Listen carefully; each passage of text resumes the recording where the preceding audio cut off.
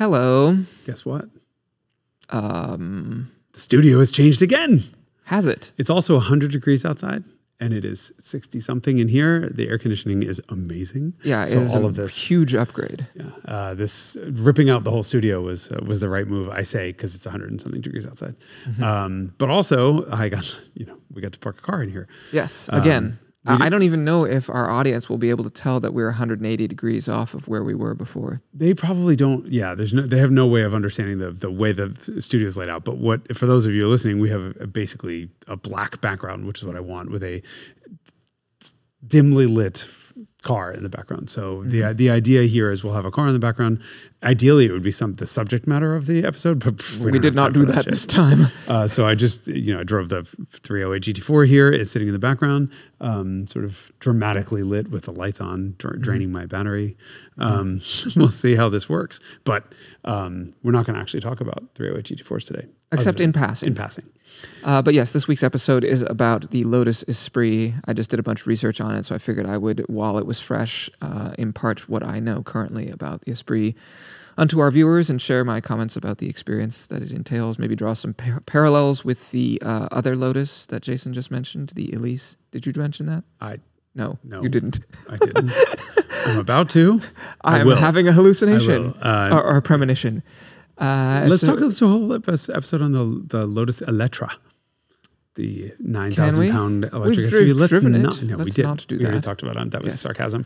Okay. However, if you like this sarcasm, you can consider joining the Haggerty Drivers Club, which includes unlimited flatbed towing 24/7 for all of your classic vehicles, unlimited access to our valuation tools, a subscription to our award-winning magazine, VIP events, access and discounts on miscellaneous items. This is, by the way, the Carmudgeon Show. If we failed to mention that, you are Jason Cammisa. Hold on, Jake can flash the logo in the background now, so we have that on-air sign that we can be using. But yes, I guess I would like to hear commentary from the audience about whether they missed the on-air sign or whether it was unnecessary. I sort of thought it was charming, but if you think it's charming, surplus to our needs, then we don't have to include it. You have to give the inside baseball. We just didn't have a chance to hang it. But it's there. I mean, we just got to hang a hook. Maybe for the next episode. If anyone gives a shit. Anyway, I'm Derek Tam-Scott. This is part of the Haggerty Podcast Network. And now I am going to clap unless you have anything you'd like to add. It was like a C-. It's fine. It's passing grade. You should have told me you wanted to do a Lotus episode, and I would have had my Lotus that... Oh. What Lotus? The Lotus that you sold out from underneath me. That I sold out. All I did was mention to you that I probably should be selling the car, and poof, OTS and Company made it go away and gave me a check. You're welcome. Thank you. Or I'm sorry if you feel like it's gone against your will. I have. You have your armrest up. I prefer that setup. I have already virtually spent all the money.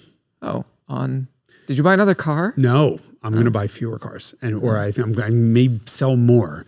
No, I think I'm going to do a roof before my unknown age roof, which is probably over 30 years old. You have a 30-year-old roof. It was, quote, at the end of its life when I bought the house 15 years ago. but in my defense, so was the Jason Cammisa School of Automobile Maintenance, yes, your brake fluid. Well, that is technically, that was low. That is technically out of date, is it not? We should have gotten an affiliate link for those brake fluid water testers because a lot of people DM'd me and was like, I bought one. It's super cool. It's super cool. But the thing is, they're the affiliate link, $7. Yeah, they were $6.52 or something. We would have gotten 11 cents. But I have done almost all the cars. I think I have one car left that's two. E30 and Scirocco are both not in the horrendous zone. Matching numbers, brake fluid. 10 years and something like that, whatever. Yes. No, I'm going to do, when I bought the house, also the inspection was like, the hot water tank is, I think at that point it was 12 years old and therefore is beyond its useful life. It's 15 years later. You still have it? It's still fine. Oh. It's never, God forbid. Do you ever do service on it? You're supposed to service it, right? You're supposed to flush it out or whatever. Every couple of years, I just put a hose on the drain out at the bottom, open it up, and all the calcified shit comes out of it, and it's done. It's fine. Like this whole like end of useful life I thing. didn't do that. I don't do that. I guess you're supposed to do it. Nobody told. I know a lot about car maintenance, but water heater maintenance. You'll hear it, and this is like the Home Depot section of the Carmudgeon Show. If you hear it making popping noises when it turns off or on, I can't hear mine. It's in like a utility room that I never. Go take a shower. Open the utility room door, and while it's running, and if you're hearing any sort of pops from it, that is water that's boiling at the heating element because there's sediment next to it.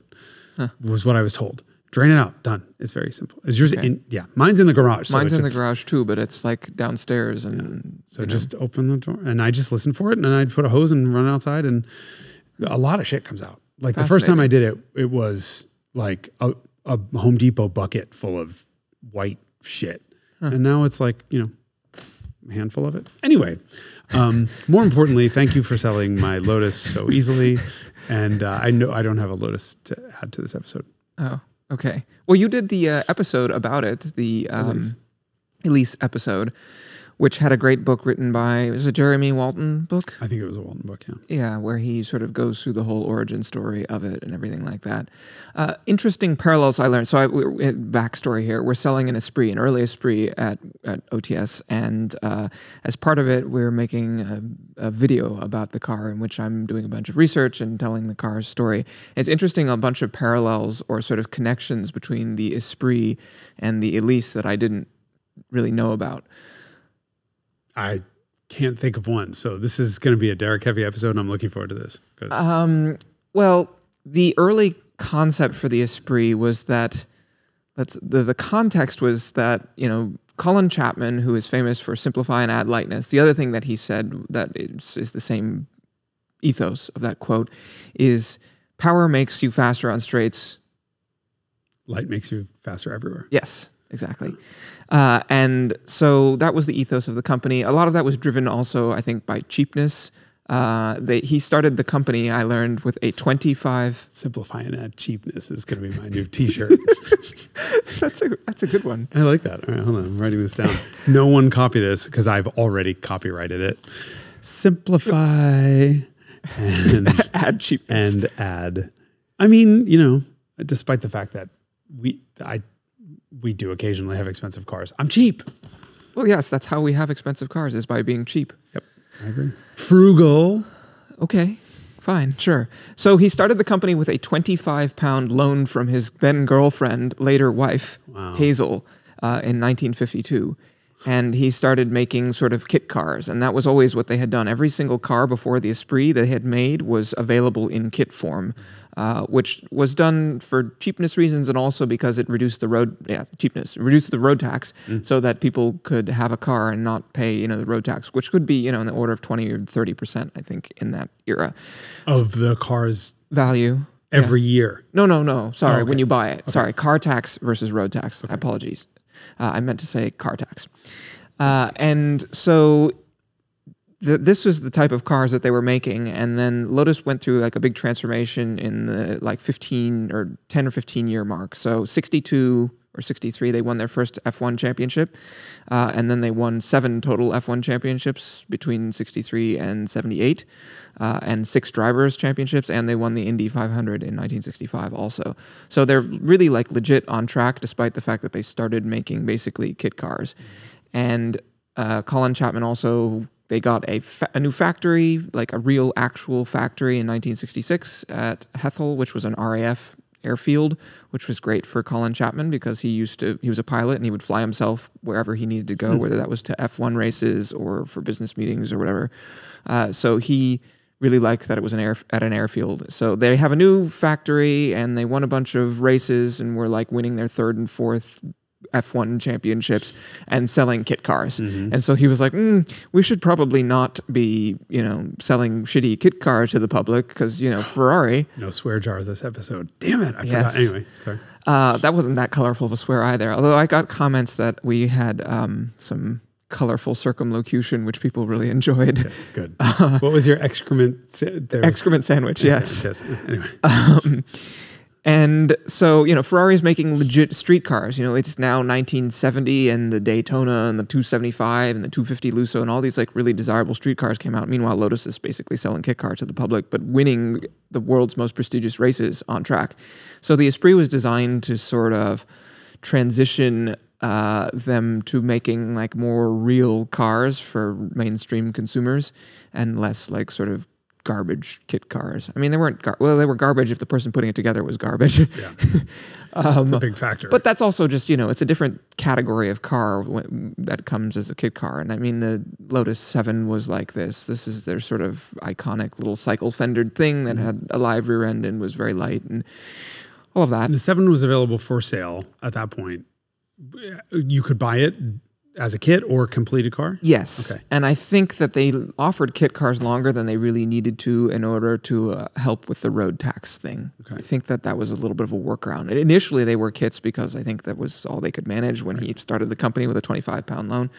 But later on, I think it was probably a concession to the nature of the cars. But, they had like the Europa, which is the first mid-engine Lotus. It came out in 1966, the same year as the Miura. I think it came out in December, and the Miura came out in March. So pretty early mid-engine car that had sliding side windows. Didn't even have wind-up windows. Like the thing was quite rudimentary. Part of the most interesting part of the research of the Elise was actually the idea that they were going to make a step-in car initially, right? Yeah. Basically the car to replace the 7, right? Yes. Something without a roof, without windows. Successor. And so it's interesting to see that when they did, what was the first car? Well, so the first cars were like sort of track specials. Right. Like the 7 was called a 7 because there were 6 cars before it, shockingly. Although the first one that really had the Lotus name on it was, I think, the 3, because the 1 and 2 were sort of like modified Austin 7 hill climb cars, basically. Another 7. Unrelated. Yeah. Yes, that's right. Sorry. Yeah. I forgot they even had the same name. But yeah, so the first car that after the founding of Lotus in 1952 was the Mark III, I guess you would call it, or I don't even know what to call it. But it was the third car that actually was the first Lotus car. Well, what was the first sort of real car that had a roof? Oh, the Elite. The Elite came out in 1957, and I think, and it has a fiberglass monocoque structure. Yeah. Plastic. So, yes, it's a plastic car. Holy shit. And Lotus, throughout this period for road cars, almost always used a backbone chassis, which is like a central spine, and then it has sort of a triangle at each end, and you hang the front suspension and put the motor inside of the triangle at the front. And, or the back in the case of the DeLorean. In the case of the Esprit also. Right. And they had a bunch of innovations that they pioneered in race cars. Monocoque construction for race cars, mid-engined cars. They were really early pioneers of aerodynamics. So like this whole use of wings and downforces, like they pioneered that. Initially they'd add wings on them, and they were on these big tall risers so that they would be in clean air.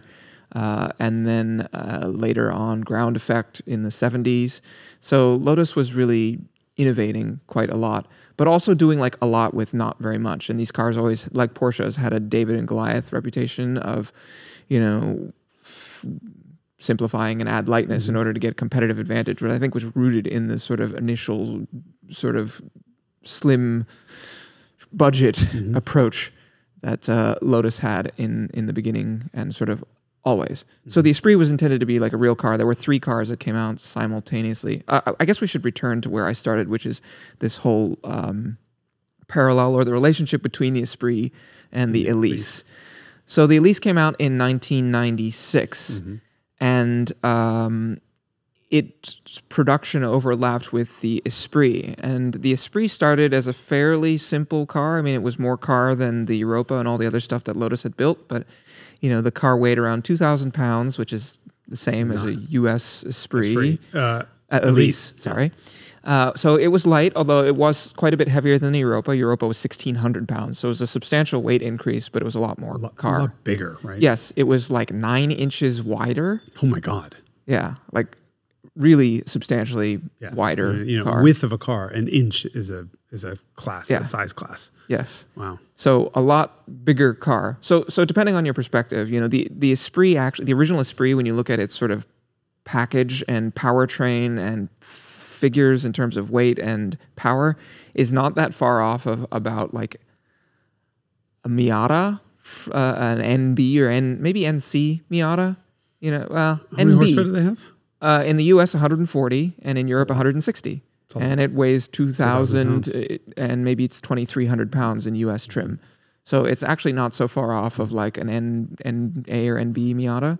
Or NC. Or NC. Yeah. Well, NCs were 2,600 pounds with hardtop, which was added 80 pounds. So 25. The NC's a 2,500 pound car. And I don't know, what does an NA weigh? Is that 22? 22. Yeah. So it's a Miata-ish type of sort of figures for a car. Despite but only the fact 116 horsepower. That's why 160 versus 116 for 116 Miata. for the for 1.6. Yeah. So So, but and then you had 168 horsepower in the NC, which weighed a little more. So it's somewhere in there. It's a little more performant than a Miata, but certainly closer to Miata than well, those a are also 911. gross horsepower numbers. Let's be honest. Okay. Back in the day. So anyway, that's details. But yeah. So the Esprit, sorry, they all start with E. This is a Lotus thing. The Esprit started out with a sort of fairly elemental, sort of basic, naturally aspirated twin cam 16 valve 4-cylinder engine, and so this is why maybe again why I draw the comparison with the Miata. And then by the end of its production run, the performance figures of the V8 version, even the 4-cylinder turbo ones were like this too, but they were 0 to 60 in the 4.5 to 5 second range, top speed of about 180, which puts the car on par with an F355, which was its contemporary, or interestingly, the Porsche 993 Turbo, which was, when the Esprit first came out, it was like at the base 911, and then by the time that it goes out of production, it's competing with the turbo 911. I mean, the one sort of thing about this car that stands out more than anything else is that it started out as a little 16-valve 4-cylinder that weighed 2,000 pounds and wound up with a V8 turbocharged, twin turbocharged V8 that weighed over 3,000, right? Yes, that's right. The car increased in weight by 50%. I don't know of another car that has increased in weight by 50% over its run, and also went from a little 4-cylinder to a twin turbo V8. Yes, from an NA twin carb. And the funniest thing, not the funniest thing, something that was remarkable that I learned in this process was that the most substantial change they never made any really big changes to the chassis of the car throughout this period.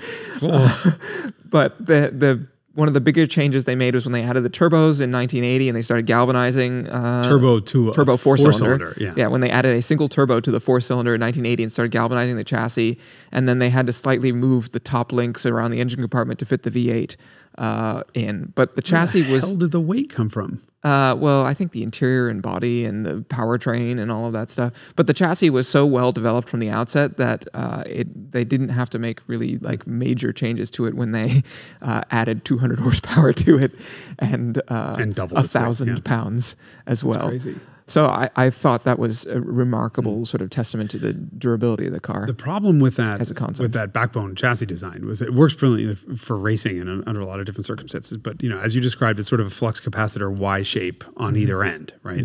And so all the suspension loads are hanging outside of that center structure. And you have no torsional rigidity whatsoever. So, the only torsional rigidity is it's like a 12-inch square section of tubing in the middle you have no side impact protection either that, can be welded on. But the main part of the frame doesn't have any torsional rigidity. And so that was the DeLorean's problem, for example. When you try to make a luxury car out of it that weighed 3,500 pounds, Jesus, right? Really? I think they were I guess stainless steel is not the lightest of materials. No, it's not. Talk to a Cybertruck owner. But you have this, interiors that rattle and whatever. But I can't believe that. Well, the body is attached to it also, which is always the Lotus problem, which they've kept intact for the Elise so that it would be for sure a Lotus, which was to attach a plastic body to a metal underpinnings, and then you end up with like a chorus of noises. Although I will say that I was really impressed by this Esprit. I thought it was going to be just kind of junky, and it was like almost completely free of rattles and like weird noises and stuff inside. I have no idea how it was achieved, and I have no idea whether that's representative. I suspect it might not be. This was an early car? This was a very early car that because the chassis and the body are attached to each other, that means they can be detached in event of restoration, and that's exactly what this car had. So they took the body and with the interior off the chassis and spent $100,000 completely redoing all of the mechanical stuff, but didn't touch the body and interior because the car had 15,000 miles and was in nice shape. So, so it's original paint. Yes, original paint and interior, but like it got $100,000 mechanical restoration. There's pictures of the body and chassis separated while they're doing all this stuff to the guts, because the early chassis weren't, galvanized, and so, they tended to rust. I don't know if this one did with 15,000 miles, but where did it live? It was done in the South, so it's possible. Who knows? Yeah, but ungalvanized metal in the South, even indoors, it's so humid that it'll still rust. It's entirely possible. Interesting. So let's see. So the U.S. dealers kept the Esprit in production, especially for 28 years was the total production run of this car, which even compared to a lot of other cars that had super long production runs. I mean, we always think about like the R107 as that car, the Jaguar XJS. Geländewagen is another one, although that car was pretty substantially re-engineered, although the body shell, I suppose, is the same. Air-cooled, did you say air-cooled 911? Air-cooled 911 is another one. Although those cars were really comprehensively re-engineered as well. Beetle was also comprehensively re-engineered. Yeah, I mean, they put like they put a strut front. Oh, the other innovation that Lotus pioneered was the Chapman strut, named for Colin Chapman. They had this history of innovating on track and doing all of this cool stuff, and the Esprit was meant to sort of realign their public image with the stuff they were doing on track. There were actually 3 cars that came out not quite simultaneously. The intent was that they would come out simultaneously. 2 front-engine cars and 1 mid-engine car, which was the Esprit. The 2 front-engine cars were the Éclat and the... Éclair. Éclair, the Elite, the second Elite. And they're both pretty ugly. They are... The Éclat is... The Elite is like a station wagon butt version of the fastback Éclat. Yes, of the fastback Éclat, which then became the Excel in the 80s. It did? Yeah. That's just a heavy facelift of the I don't think I realized Éclat. it was the same car. Yeah. Okay. Yeah. Okay. Jesus. So I keep promising parallels between the Elise, and I still haven't. The U.S. dealers, this is where I was trying to be, was the U.S. dealers, they were really dedicated to selling Lotuses, and the first Elise was not available in the United States. And so the only product that the dealers in the United States had to sell was the Esprit. And so they kept saying, please don't put this car out of production. We want something to sell. We have all these loyal customers, one loyal customer, the possibility of a who want to buy car, and so please don't put this car out of production, and so the U.S. the second series Elise wasn't ready yet, and so they basically kept the Esprit in production for the U.S. market.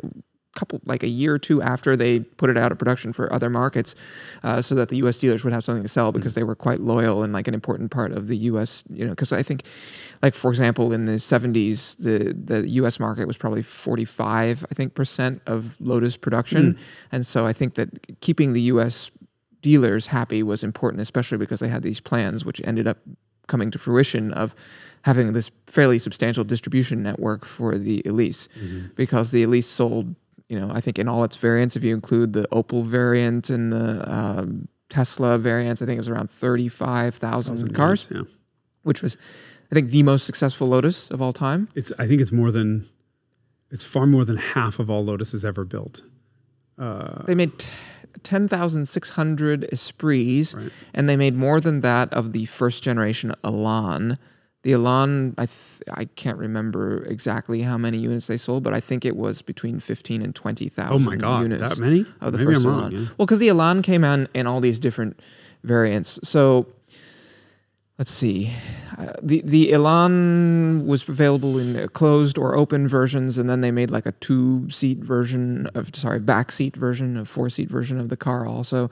And it was made from the early 60s until basically the new front engine cars arrived, which was like in 74, 75. So the car had like a more than 10, less than 15-year production run. So they made, kind of a lot of those cars. So there was some overlap between them, and then the Elise and the Esprit. And Colin Chapman died in 1982, kind of suddenly at age 54 of a heart attack. And the Esprit was the last car, because of those 3 new cars. The Esprit was the last one to come out. The Esprit was the last car that road car he personally oversaw. And, it was fitting that when he died, that car soldiered on and sustained the company for all these subsequent years. Because what happened to Lotus in the 80s was, I think they were a little bit aimless without Chapman, who was really the driving force behind the company. And so after he died, they won not a single, and still haven't, because they left F1 in 94. The original Lotus team left F1 in 94. They did not win a single F1 title. They won individual races, but not a title after he died. The last title they won was in 1978, which was 4 years before he died. And then they eventually, a dozen years later after he died, they were just like, they hung it up and stopped racing in F1 altogether. And so the Esprit sort of soldiered on through all this period and sustained the company until basically Romano Artioli comes in and says, we're going to get Lotus back on track, and did so in spectacular fashion. Interesting that you say that the Esprit was sustaining the company. I wonder how much of the company was actually really sustained by the engineering stuff. Lotus Engineering. So Lotus Engineering was the other half of the company, which was engineering for third parties. So they did, for example, during this period, they did the DeLorean, the entire engineering for the entire DeLorean, which was an outside-in nightmare. That car was supposed to be a mid-engine car, wound up being rear-engined. And that was always true when Chapman was alive too, because he was. I was reading about the whole DeLorean thing and how it unraveled. Did you do yet a Revelations on the DeLorean? No. But I did talk about the Lotus getting the contract of it. I might have been either in the Elise episode or the Toyota 2000 GT episode, because the 2000 GT was a complete ripoff of the backbone frame. Mm-hmm. So I dug into that a little bit. Yeah, of the Elan backbone the Elan, chassis. But I mean, photocopy, and they just added weight where they thought they needed to do that. But they also did the LT5. It's the LT5, right? Yep. The C4 Corvette ZR1 engine in the meantime. And they did all this Lotus work for Isuzu and various other Japanese. Which they were in bed for, because obviously the Lotus, the Elan. Well, Toyota also had a role in Lotus during the 80s as well. They did the design of, I think it was front wheel bearings or something like that, or Lotus designed, I forget. There was some tie-up between, and they at some point owned 20% of Lotus. There was... And then GM also owned Lotus. There's the number. I didn't know we were going to do this episode, so I didn't get a chance to do homework. So my apologies for being unprepared for a school teacher. But when I was doing the Elise episode, there was a quote from one of the guys. I think it was Mike Kimberly, or one of the guys who sort of was integral in Lotus Engineering, and they said that the list of car companies that they did consulting for was missing 1 or perhaps 2 of all of the car companies in the world, and I'm guessing that was Ferrari. Yeah, I'm guessing Ferrari is the only company that didn't use, because I know that Porsche certainly did. Porsche did. I believe Lamborghini did. I thought I found something that Lotus had publicly done for them. I mean, they just did shit for everyone. And so when the Elan M100 went into production, the front-wheel drive one, that was with an Isuzu engine. So clearly they were in bed with each other at that point. Yeah. And actually, the only Esprit that I've ever touched in my life, I've never sat in one or driven one. Oh, really? Yeah, I would love to. But had... I think it was a later 4-cylinder. I think it was a turbo, and it was a GM motor in it. Or it was GM fuel. Yes, fuel injection. That's what it was. So it was a Pontiac part. GM played a massive role in. So the Esprit was supposed to die like 4 or 5 times, and the last of those times was when the U.S. was like, "Hey, can you help us keep this in production?" But GM played a really significant role because of their ownership stake in Lotus in the late 80s, and so weirdly, for like a random shitty kit car company, which Lotus kind of still had the image of, it was one of the very first cars, or among the early cars, to get an airbag. Like I think they got airbags in like 1990, and that was from GM, and the fuel injection conversion was like entirely GM's doing also, because GM those cars, like if you look at a 1989 Excel, those cars have twin carburetors. But the Esprit, and like I drove an 85 Esprit Turbo, and that car has turbocharged but carbureted, like which is just It works fine, actually. Really? Yeah. It really does work fine. For disaster. But yeah, I mean, because you can't control mixture, and that's so essential in a turbocharged car because of the high compression ratio, high effective compression ratio, I should say, with the boost. High cylinder pressures. Yes, thank you. And so GM did all of this, like, sort of, I don't know, the way that it was described to me by the people who were working at Lotus was like they just really bent over backwards to make sure we could do what we needed to do to stay in business. I think they were all very sort of passionate to have. I mean, these guys are like, this is the kind of stuff we would like to be working on, but we can't do that at GM. And so they were very enthusiastic to help. And so they were like, here's some airbags, here's fuel injection, here's all this stuff. Like at one point, the supplier, a lot of the problems with keeping the Esprit in production was that, originally the transmission in the car was a Citroën SM transmission, which was also shared with the Maserati Merak. And they had, when the car went in production in 1976 or whenever it was, they had a 5-year agreement to produce transmissions. And then in 1981, they're like, shit. And to their credit, everybody was always bending over to help Lotus. So Citroën kept the transmission in production for like a randomly long time until the Renault version of the transmission could be added. And then so the car switches to a Renault transmission, I think in 87. So it has a Citroën transmission. The SM went out of production in 73 or 74. The Merak, I think, maybe made it to 1980. And the Esprit is still using that transmission until 87, at which point they switched to a Renault transmission, which the car used for the rest of its life. And, it was shared with like a van that Renault was making. But, Renault was like, here's all the available gear ratios that we have. Like if you take the one from the van or and they were like, okay. And so everyone was always sort of helping the underdog Lotus to try and keep the car in production. And well, they probably were depending on the underdog Lotus to do their engineering homework for the regular stuff. I suppose that's true, yes. And maybe that's what the underlying motivation it must for be, doing because one of the other interesting things was when I did the Lotus Carlton Revelations episode, the stories from Lotus about what the Opel, which General Motors Europe guys did to them was a fucking nightmare. Yeah. The Opel team did the Omega 3000, which was the 3-liter 24-valve engine. When they found naturally aspirated. When they found out that Lotus wanted to do an even higher performance version of the Omega, i.e. the Carlton, they fucking absolutely refused to help at all. And they were killing each other. This is like GM Europe versus GM USA, because all the stories that I read that were like sort of favorable were like GM USA helping with the Esprit. The one thing that I read, I think it was in the book on the Dave McClellan book on the Corvette ZR1, was the only two cars in the world that use that 6-speed ZF transmission that was that debuted in the C4 ZR1. The only other car was the Lotus Carlton. And that happened because Germany refused to help at all. And GM US, I think it was GM US, was the one that finally said to ZF, you have to give Vauxhall that, or it was Opel because it was done in Rüsselsheim. You have to give them that transmission or we're canceling all relationships. So it was the US that actually stepped in. So it was always like Delphi and that was sort of helping out with keeping the Esprit in production. That's wild.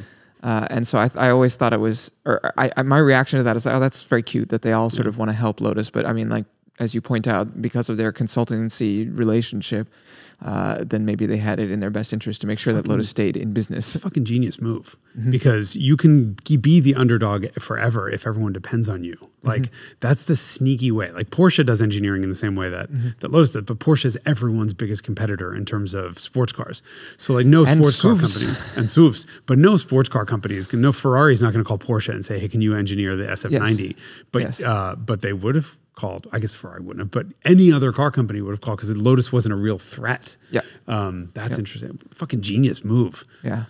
So the Esprit survived despite all this, sustains the company more or less until really they can produce the next truly viable, compelling product, which was the Elise. And so I guess the connections between the Esprit and the Elise to me were sort of not something I consciously thought about. And of course, for like a 8-year period or 7-year period in other markets, you could simultaneously buy those cars. And the movement of the Esprit up market basically created this space down low for the Elise to slip into. Pound, sort of. Yeah, so you have a 2,000-pound car or a 3,000-pound car, which incidentally is kind of consistent with the sort of, until the Elise went out of production, the new strategy, the Evora becomes a 3,000-pound car, and then the Elise is still the 2,000-pound car. let's talk about that V8 for a second. Mm-hmm. Where the hell did Which that come V8? from? Oh, there were multiples? So the twin turbo V8 was a flat plane crank. I don't know this because I've heard one. Yes. So they've shot flames. Yes, because if you get underneath one of those cars, the exhaust system consists of turbochargers and a catalytic converter. Yeah. The car doesn't. I was shocked the first time I ever got underneath one, which was just to take pictures of the underside because we were selling it, and I said it has no mufflers. It literally is catalytic converter and turbochargers, cool. Which is interesting because the car's not that loud. Yeah. So originally, the engine is a very interesting story for the Esprit. So those three cars that came out in 74, 75, 76. I will even try to say them: the Eclat, the Elite, and the Esprit. Okay. They all had the same engine, which was the first time a complete clean sheet Lotus engine had ever been made. Every single engine prior to that was derivative of something else. It would take like a Ford four-cylinder and put a Lotus head on it. Exactly. And so that's what powered, they had the Coventry Climax early on, which was a pretty sophisticated little early, it's like a 1950s unit. That was what powered the first Elite, which is one of the most valuable classic Lotuses, and I think it's also one of the most beautiful. That was already overhead cam, right? Single. I actually don't know much about a Coventry Climax. I know should. Nothing. I've had a couple Climaxes in my life, but none of them in Coventry. None in Coventry. Okay.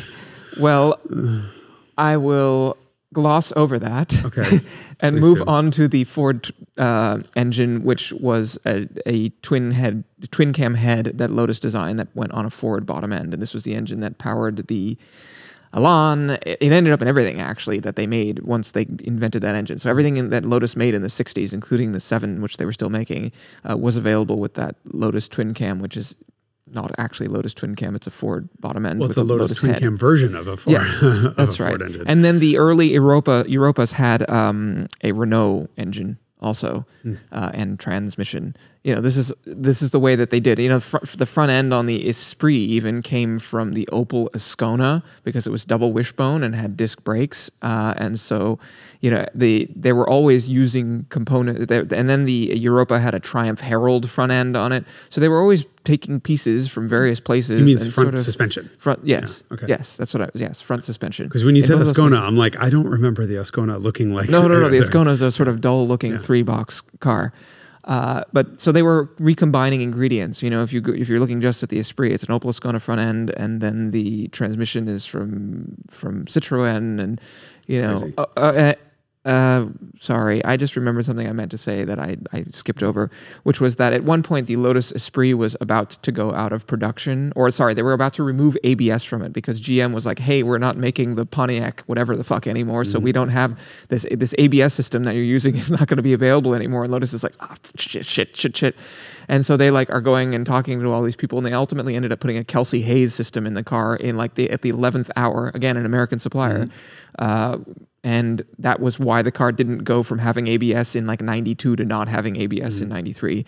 And so this is just representative of sort of the tenuousness of sort of Lotus sort of lurching from one crisis to another, which is what a lot of small manufacturers do. I mean, certainly Aston Martin did this, Lamborghini did this. All these small companies are always sort of having crisis on crisis on crisis.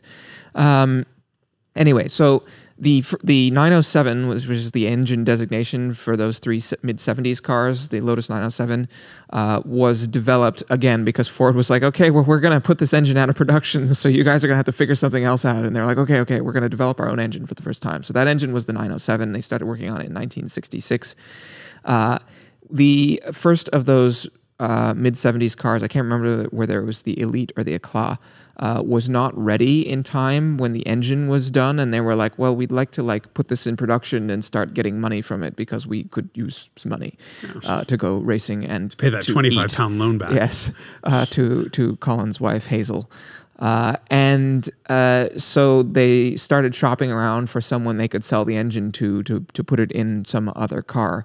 And they eventually found a pairing of people who were making a new car. And one of those people was Donald Healey, who had previously had his own car company producing a product that was originally known as Healey, and then later on the Austin Healey after it got folded into BMC. Prolific singer, Don Henley. Spelled differently and pronounced differently. Two different people, perhaps. Maybe. We'll never know.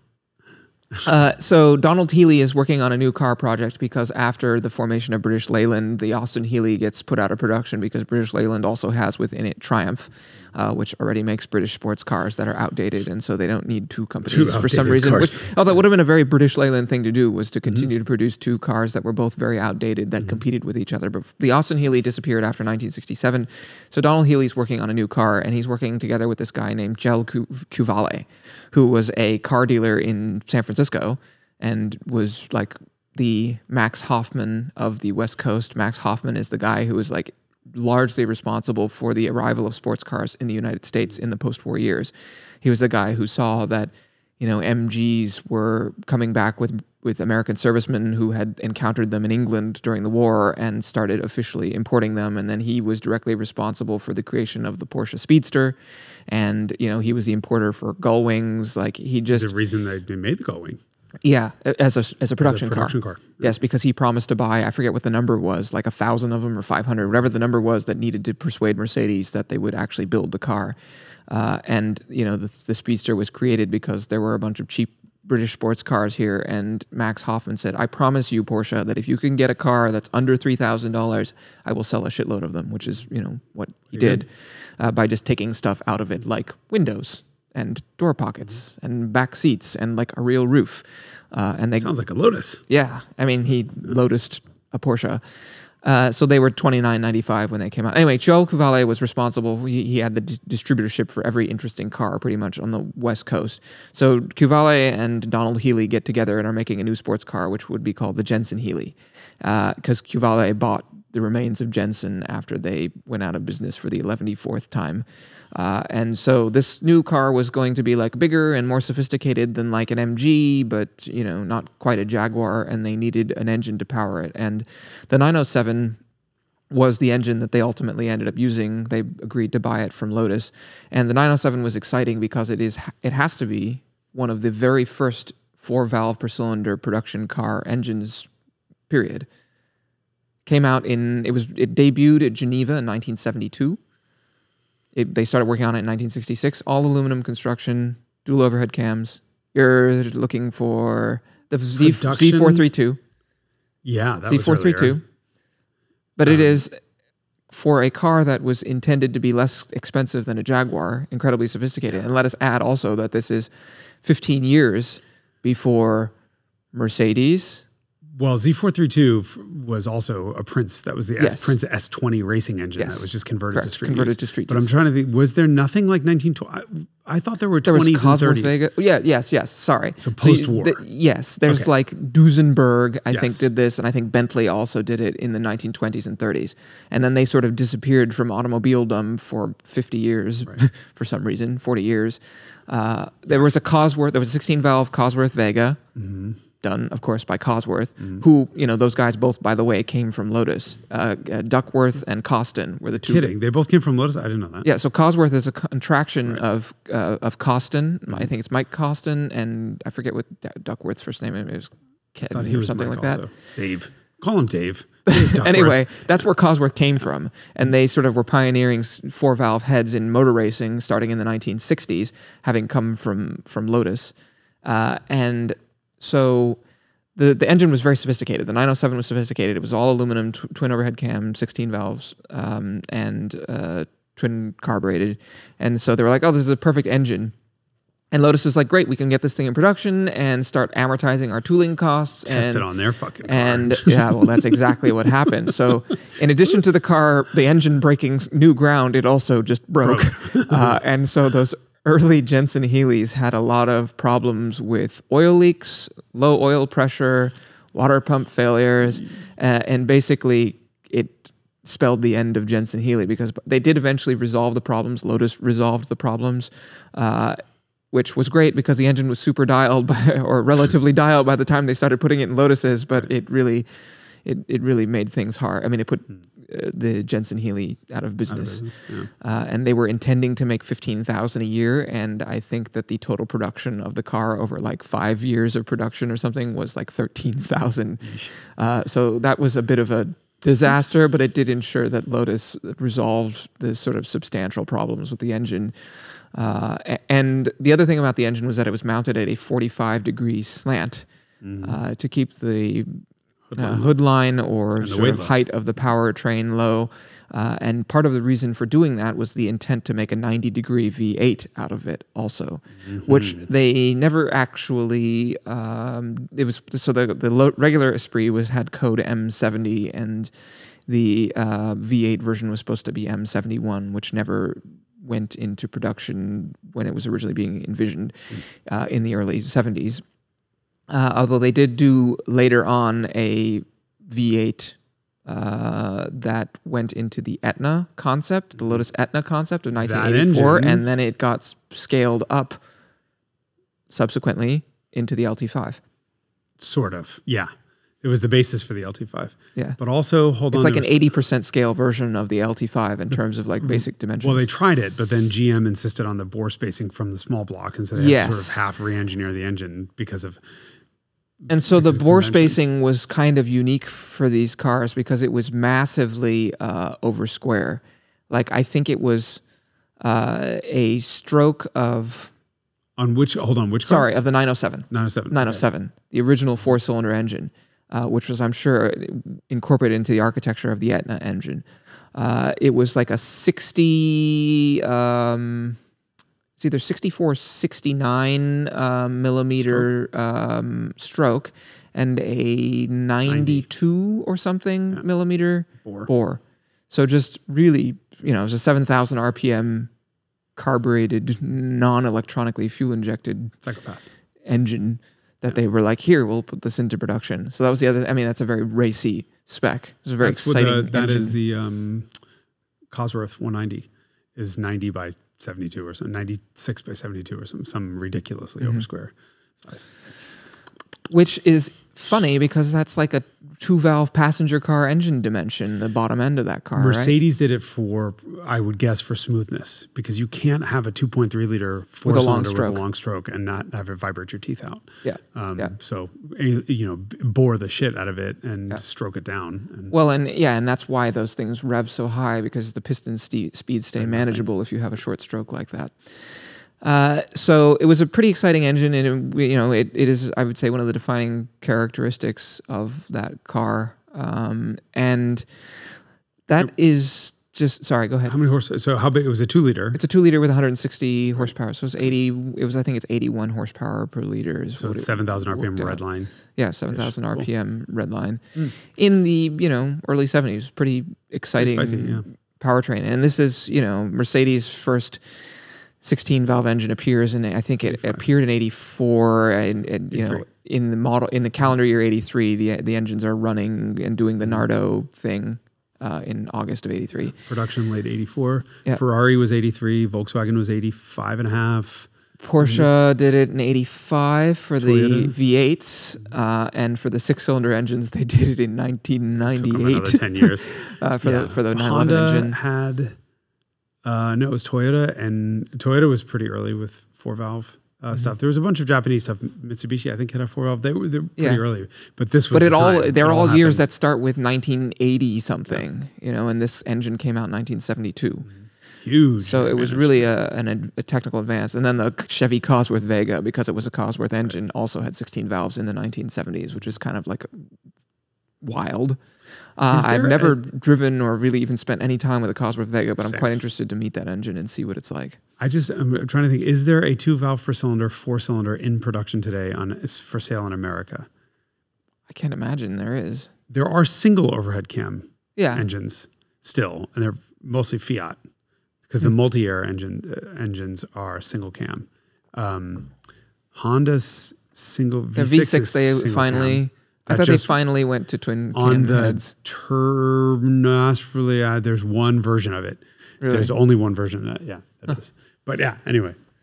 Exciting stuff, exciting powertrain, and the turbo Esprit got just that same engine with a turbo on it. They went to 2.2. There was a naturally aspirated 2.2 available, which got a lot more vibraty. Apparently, they're very coarse. I've never driven one, but that's the word, is that they're quite coarse. And then I guess maybe that became less problematic when they lowered the compression ratio, or maybe they strengthened it. I don't know. But the the turbocharged cars It's are 2.2 2.2s. Okay. And those evolved, into, I think they peaked around 270 horsepower. And, those cars were good for 0 to 60 in 4.9. In the four-cylinder, S4s in 1995. Yeah. So really quite a... That's Corvette ZR1 territory, right? Yeah. From a four-cylinder. 4.5? I don't know. But that was like Porsche Carrera 4 territory. That was the road and track tested time was 4.9, and I think Porsche quoted 5.7 because they were probably not as abusive. Yeah, exactly. So they were giant killers in the road cars. The Esprit when it came out cost 80% as much as the 911 as a base 911, and the other thing, we haven't even talked about the aesthetics. I mean, the looks on that car were, I think, the thing that really was meant to separate that car, the Esprit, from other stuff. I mean, Lotus, the Elan is beautiful. The Elan is a quintessentially like classic sports car shape that obviously really heavily influenced the Miata, the NA1. Sorry. What? You're saying it in one direction, I would say the other. It heavily influenced the Miata. I would say the Mazda team stole the Elan. I mean, I do have the one shot that now I'm going to have to find I had a red Elan and a red NA Miata in this studio together, and it was fucking staggering. I mean, they look alike, and to say it inspired or whatever is different, but it is the same damn car. Same damn car. Yeah. It's amazing. So the Elan was beautiful. The Europa was quite awkward looking and not very attractive, and the front engine cars that came out at the same time, I think, were contemporary looking, but I think are ultimately ugly. They were designed in-house by Lotus's chief designer, Oliver Winterbottom, and he... I know, very British. Yes. And he arranged a meeting between Colin Chapman and Giorgetto Giugiaro at the 1971 Turin Motor Show. And at this meeting occurred at the Ital Design stand, which is, where the car that Giugiaro was displaying was the Maserati Boomerang, which is one of those wild wedge concept cars. And I think that while the Lotus people were visiting in Italy, because Turin is the home of Ital Design, there was a prototype or early Maserati Bora, and he gave it to the Lotus guys and said, "Here, why don't you drive this back to the studio?" And then they got lost for 6 hours, and then they had to be recovered by the police. What a shame. And allegedly, this is the way the story goes, Giugiaro was so happy to have the car back that he agreed to do the Lotus concept at the next Turin Motor Show, and that it would be, I think he was, I'm sure the meeting had gone well generally, but so in 1972, the concept car that Ital Design showed on their stand was the Esprit concept, which was made out of metal, which the production cars weren't. But it basically looked, kind of 90-ish% of what the production car looked like. And then, Lotus did not know at that point even what transmission the car would have. And so it was basically like a concept car with no real actual thinking or productionization or like a sort of ready-to-go solution by any means. So then Lotus spends the next 2 years making an actual car that goes inside of the shape that Giugiaro had designed. Which is not the way you do it. Yeah, but I mean, like the basic package, I think they defined as sort of, an expansion of the Europa chassis, which is what the Esprit chassis functionally was. And they knew what engine it was going to have. They didn't know the transmission, and they figured out the suspension by using the Opel Ascona stuff. And, it has manual rack and pinion steering, which is pretty nice. So, 2 years of engineering go by. Colin Chapman wanted to drive the car by Christmas of '74, but it wasn't ready quite in time.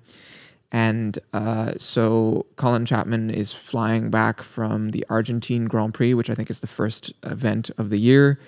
And one of the engineers, I think it was, I forget actually who it was, picks him up at the airport in the very first running prototype of the car in January of 1975.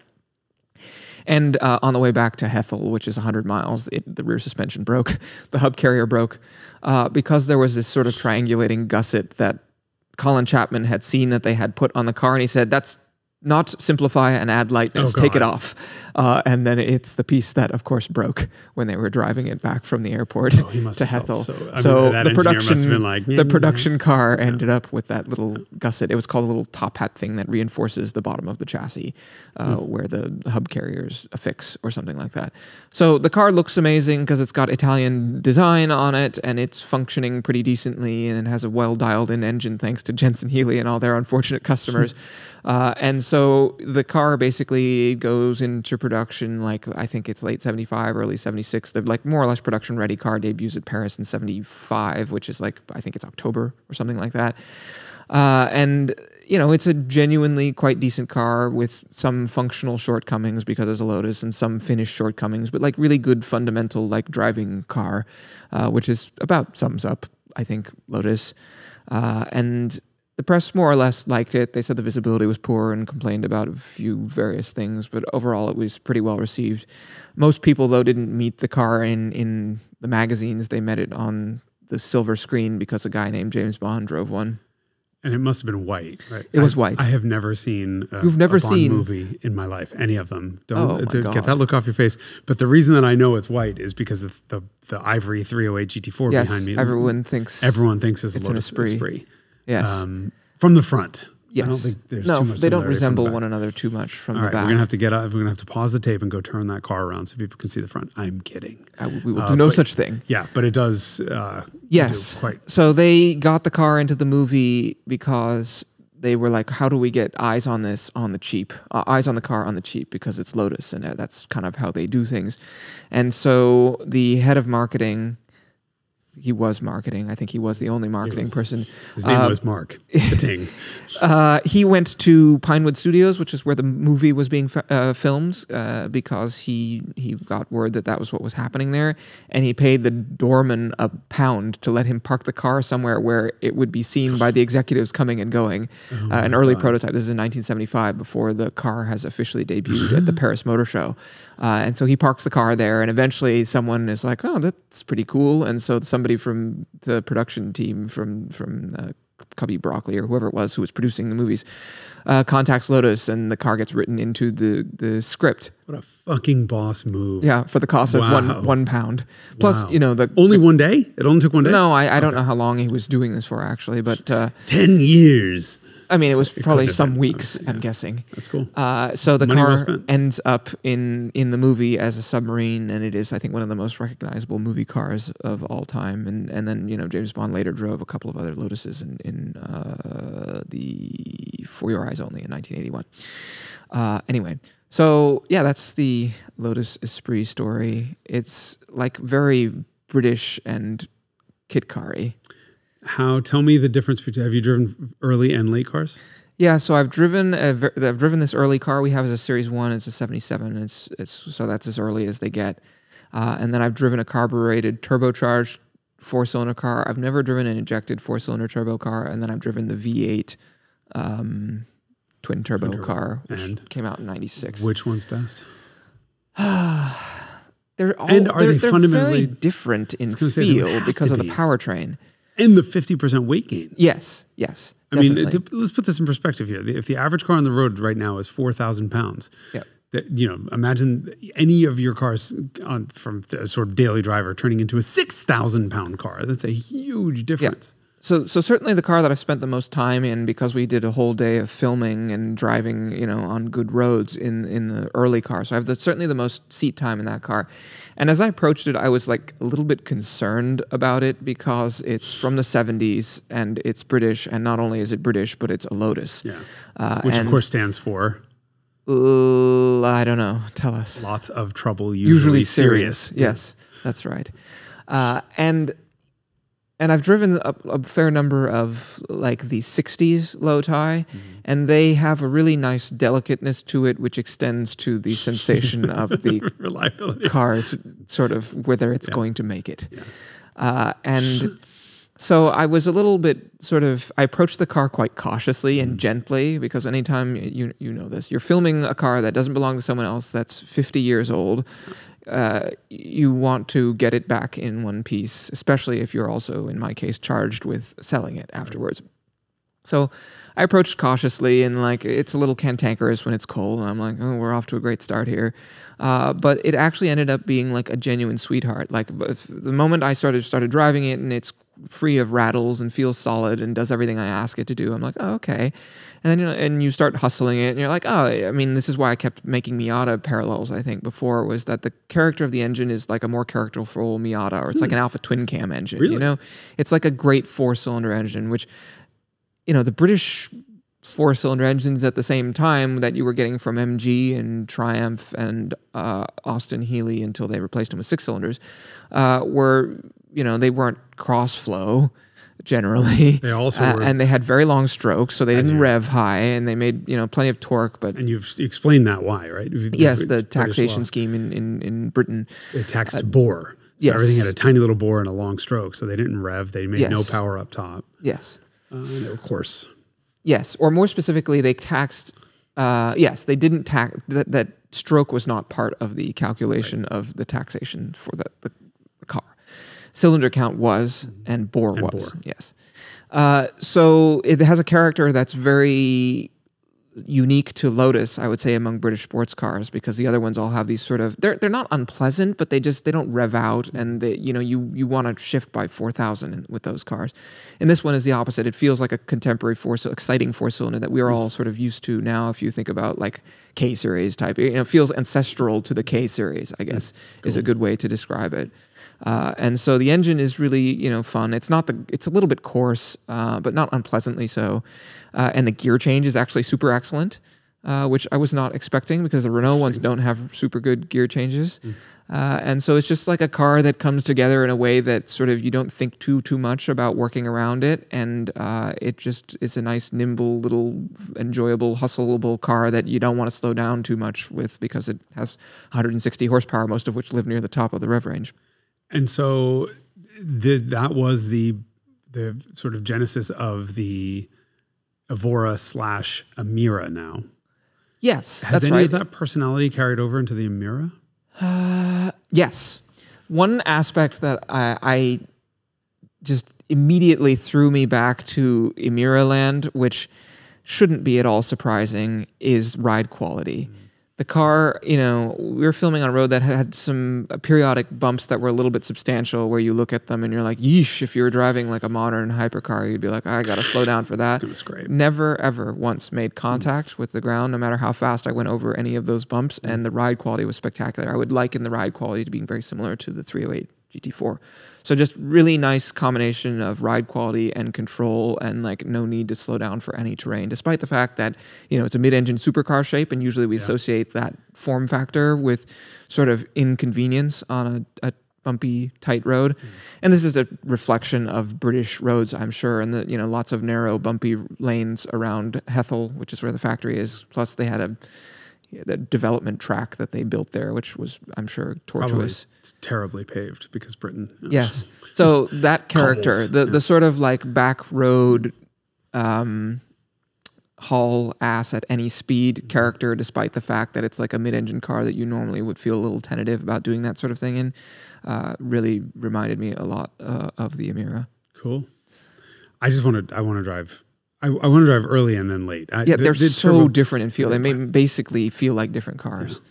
And the late cars, you know, you open the door, and most of the US most of the V8s, there were some that had like faux carbon fiber. Most of them have like wood trim and stuff like that. They started doing this in the late 80s, I think, because, you know, the car is basically they were $100,000 when they were being sold. And so they're expensive cars. They need to be nicely trimmed. And so they have gathered leather, and it's all pretty plush looking. You know, the early cars have these wildly 70s interiors. I mean, it's this sort of velour looking, it looks suede, that's all like gathered and looks hilarious. Or you got the really outrageous tartan interior, which was also an option in the early cars.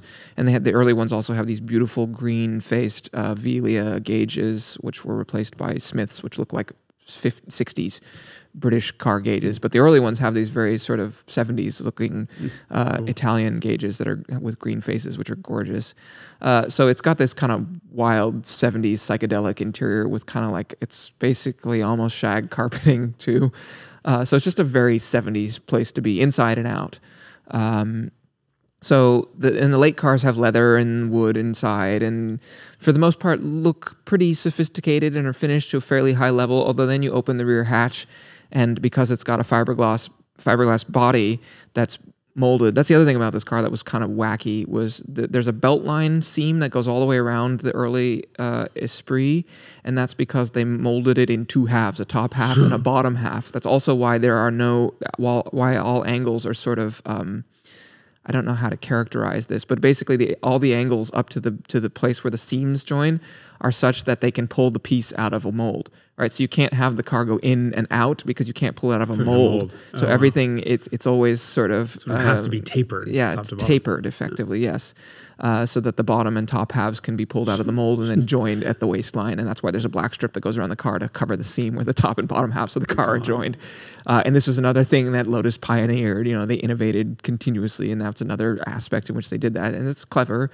And it made, manufacturing, instead of having to hand lay up fiberglass, one sheet at a time and then put resin in, it goes into a mold. And so it was a more efficient way to make things. So there's little sort of functional, characteristics of that manufacturing process that are presented in the car.